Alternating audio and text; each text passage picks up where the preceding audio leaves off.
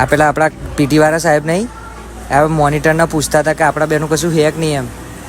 હા તો મને લાગે છે ને પેલી તારી બેનપણી ખુશી છે ને એ જ ચોપલી છે બહુ, એને જ કીધું હશે.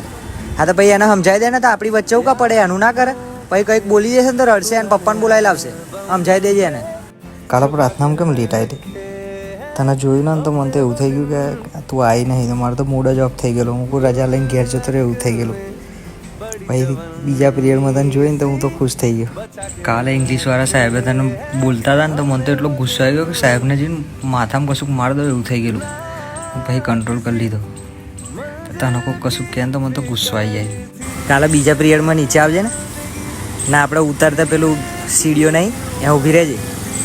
તાર સારું કંઈક લાવ્યો છું, સરપ્રાઈઝ છે. તાર બેનપણીઓને કહેતી હોય તો અરે બધા હોય છે ને જોર જોરથી જીજુ જીજુ બૂમ પાડે છે. જીજુ કહે તો હું શરમાઈ ના જાઉં મારા ભાઈ બંધો અમે.